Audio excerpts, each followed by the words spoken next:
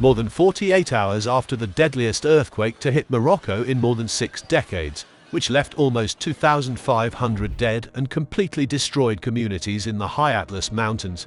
Rescuers fought against the clock on Monday to find survivors in the rubble. The 6.8 magnitude earthquake that occurred late on Friday night, 72 kilometers, 45 miles southwest of Marrakesh, has search teams from Spain, Britain and Qatar combining their efforts to discover survivors.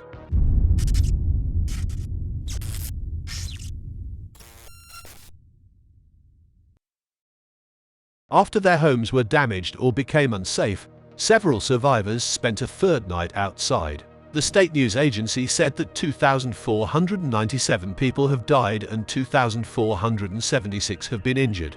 Antonio Nogales, a Spanish rescuer with the non-profit organization Bomberos Unidos Sin Fronteras, United Firefighters Without Borders, captured footage from the isolated town of Emientola showing people and pets scrambling across rocky slopes covered in debris. Nogales struggled to find the appropriate phrase to explain what he was seeing, and finally stated, "The level of destruction is absolute. We're going to make use of dogs to start our search to see if we can find anyone alive, because not a single house has managed to remain standing."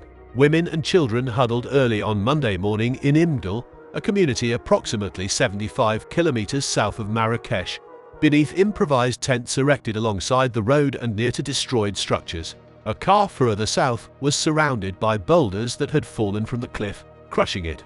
In the village of Tafagort, Hamid Benhenna related how his son, who was 8 years old at the time, had gone to the kitchen to get a knife to chop a melon while the family was eating dinner, and had instead fallen beneath the rubble. The remaining family members lived. The number of individuals missing has not been estimated by the authorities because a large portion of the earthquake zone is in difficult-to-reach locations. Access to the worst affected areas has been hampered by roads that have been blocked or impeded by rocks. Ayman Coat, a rescue worker, was attempting to clear rock falls that were obstructing roads as he traveled to the town of Adassel, which was close to the epicenter. "There are worse roads further up that are still blocked, and we're trying to open them too," he added as vans carrying aid crammed along a tight cleared track. One of the charming elements that has drawn travelers to the High Atlas is the widespread traditional mud brick, stone, and rough wood buildings.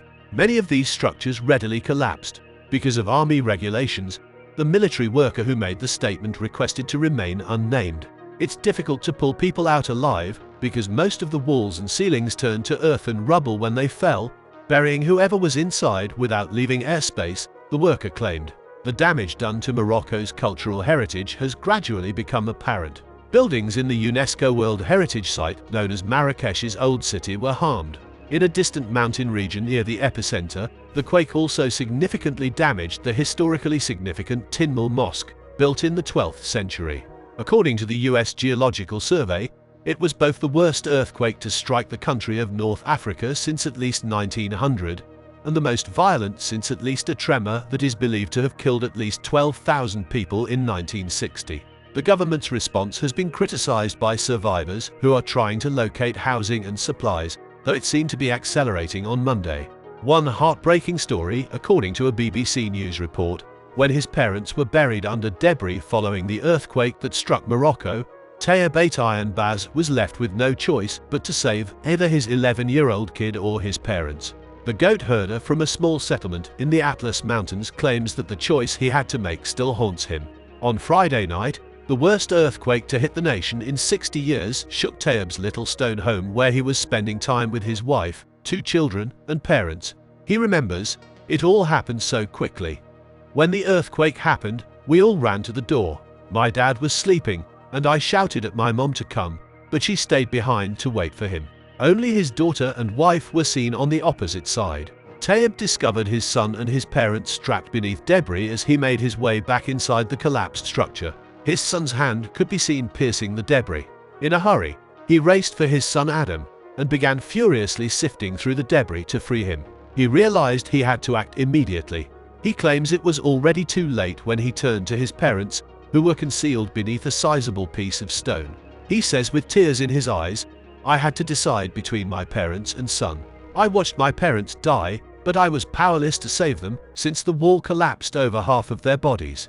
Likewise, According to a survivor, Abdelmajid 8 Jeffer, when the earthquake hit, the floor fell through while he, his wife, and their 3 children were inside. Mohammed, his 12-year-old son, was the only one of the family that was able to exit the building. According to Abdelmajid, he was dragged out of the rubble by a neighbor when his legs were caught. Following that, he attempted to save his wife and one of his daughters for another 2 hours. He hauled them out of the rubble, and both were already dead. In another news report, a frustrated man who lost his family claims that authorities are not coming. He said on the French television channel Le 7 TV, my children, they are all gone. Country authorities are not coming. What do they think, that we are not from Morocco? Lassanate Abdallah, the man who was interviewed by NBC News yesterday in front of his destroyed home. In the catastrophe, he lost his wife, 3 kids, and a 3-year-old son. Before learning that his loved ones had passed away, he remarked, I just want to know if my children and my wife are still alive. If someone can search, look inside if my wife and my children are still alive. Following the terrible earthquake on Friday, a mosque and a neighborhood market are now in ruins in Morocco's mountainous town of Moulay Brahim. Locals in the outlying town of Moulay Brahim, which is typically an hour's drive from Marrakesh, claimed that 40 people were killed there, constituting 1% of the whole population. The husband, 3 daughters, and 3-year-old son of one man all passed away. Government spokesman Mustafa Baiters stated on Sunday that every effort was being made on the ground in a televised broadcast. According to the army, it was supplying drinking water, bolstering search and rescue teams, and distributing food, tents, and blankets in addition to giving water. Since the incident, neither King Mohammed VI nor Prime Minister Aziz Akhanouch have addressed the country. Spain, Britain, the United Arab Emirates, and Qatar, which announced on Sunday that a search and rescue team was on its way, were all willing to send search and rescue teams with sniffer dogs, and Morocco had already accepted their offers of assistance. The European Union announced that it would be releasing a first tranche of €1 million, $1.07 million, to non-governmental organizations providing help in Morocco. Before receiving assistance, the government evaluated its requirements and the value of coordinating relief efforts, according to state television, and it may still receive aid from other nations in the future. France and Germany downplayed the significance of Morocco not accepting their help proposals right now.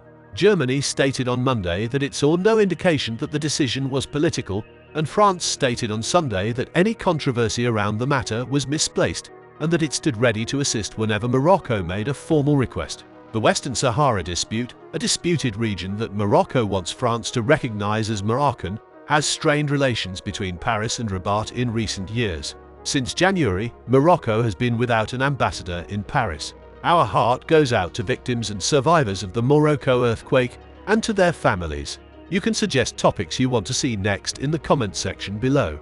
Please subscribe to Weather Collapse if you want to know more, and be updated on the latest news about natural calamities or disasters happening all over the world, and don't forget to like today's video. We'll see you in the next video. Thanks for watching.